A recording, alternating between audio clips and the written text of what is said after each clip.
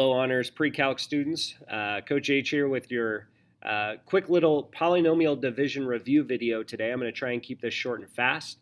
I want to do one type of long division problem and one example of a synthetic division problem. Both of these are types of skills that you should have learned last year in Algebra 2, but we are going to use them to do different things here in Chapter 2. All right, long division is going to help us find slant asymptotes towards the end of the chapter.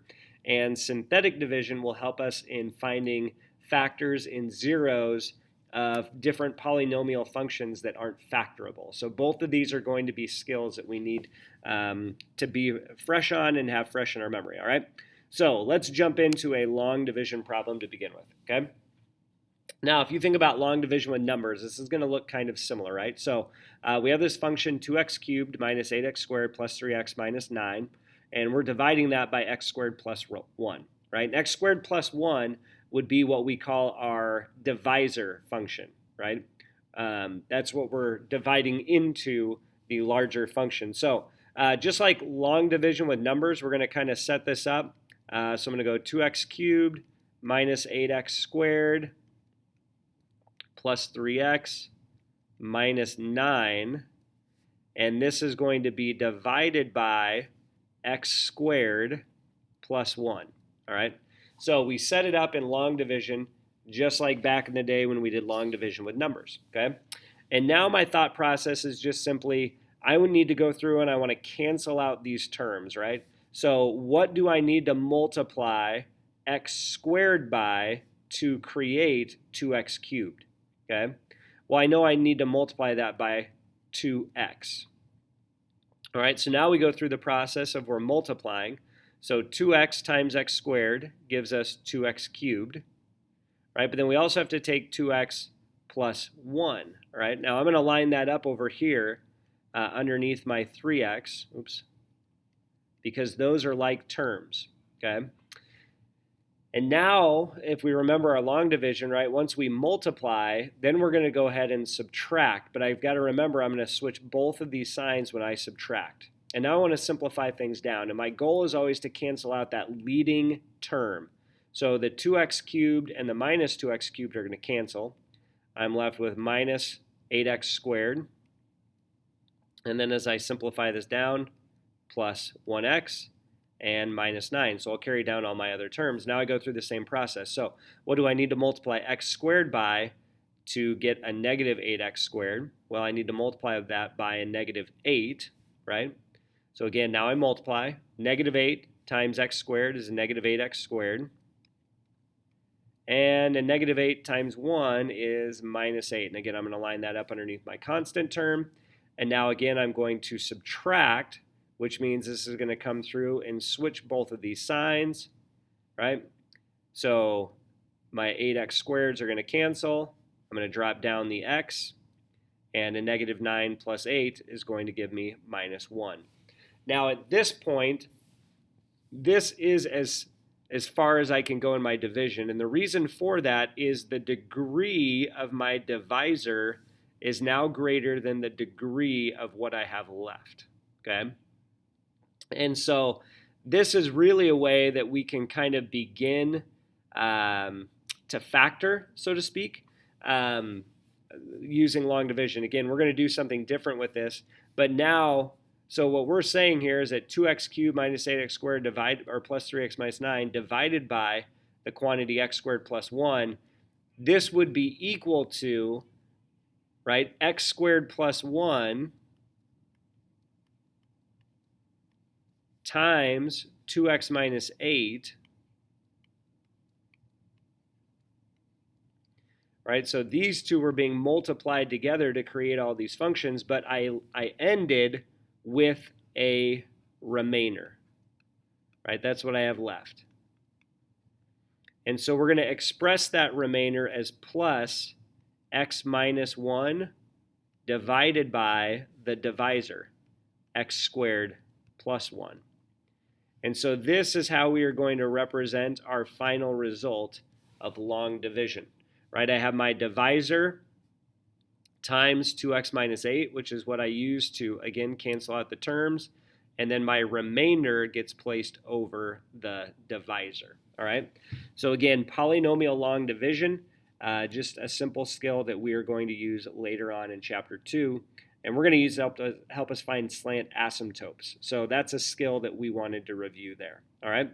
So let's review synthetic division real quick. All right. Now, synthetic division only works when we are dividing by a binomial divisor. Right? So if I have a binomial divisor, right, then I can go ahead and use synthetic division. Now, synthetic division, one little characteristic that we need to be aware of is that the binomial divisor always is going to be in the form x minus, and then I'm just going to call it k just for the lack of a better term, right? Now, this is going to be important to recognize that it's always in a factor form, right? Just like when we talked about our zeros yesterday. So when I look at this divisor that's given to me in the problem, x plus 3, I want to see that as x minus a negative 3. All right, that's going to impact how I set up my synthetic division. All right, so synthetic division is kind of unique if you remember this from Algebra 2. We're not going to deal with any variables. We're only going to worry about numbers. Okay, so the first number I worry about is what is k, right? And we just identified that k is a negative 3. So I'm going to put that in a box off to the side.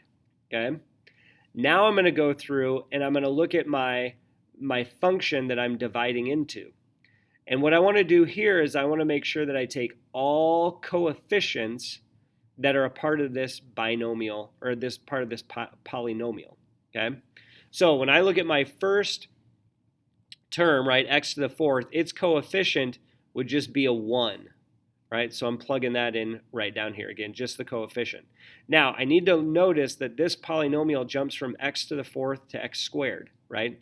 But technically, this would have a plus 0 x cubed would technically be one of the terms of this function.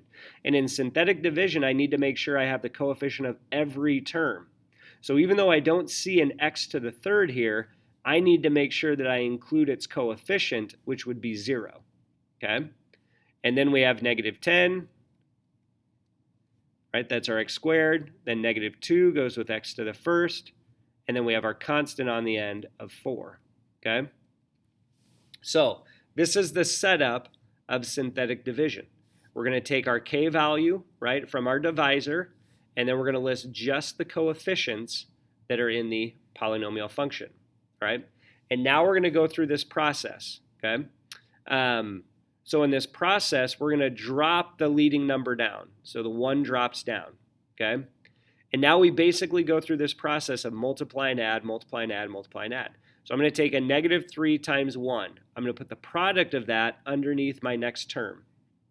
Now I'm going to add these two terms together. So 0 plus a negative 3 is a negative 3. All right, now again, I just repeat the process all the way across. So a negative 3 times a negative 3 is a positive 12, or excuse me, positive 9. All right, and now I go ahead, add. So it's going to leave me with a negative 1. All right, then I take a negative 1 times a negative 3. That gives us a positive 3. Go ahead and add. Drop the 1 down. 1 times a negative 3. Drop down. And there's my value. All right. Now, right now, these numbers don't mean anything to us. So we need to go back and turn them into their polynomial, right? So we can do the same thing that we did on the last problem, all right? So I have my divisor, right? That's x plus 3. Well, what that's going to be multiplied by are the coefficients right here, okay? And we just need to go back and add in the variables. All right, now think about if I take something that's x to the 4th and I divide it by x, right?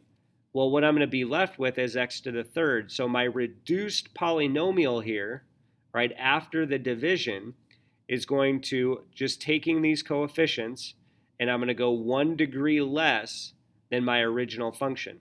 So this will leave me 1x to the 3rd, bring down my next coefficient, minus 3x squared, Bring down my next coefficient, minus 1x, right? Bring down my next coefficient, there's my constant, right? Now you might be thinking, well, what about this number over here, right? We still have a number left. Well, that number is our remainder. And so that's going to be 1 over, again, the divisor, k, or excuse me, not k, x plus 3. And that's the product of our synthetic division. All right? So I just wanted to review those skills real quick. And so now, just an opportunity for you to work through a couple of practice problems on that. Synthetic division, again, we'll start using this right away pretty quickly. Long division we'll use a little bit later in the chapter, but this is a great opportunity for us to review both of those. All right, so if you have any questions, feel free to ask. If you need some clarification on anything, feel free to ask. But you guys make it a great day.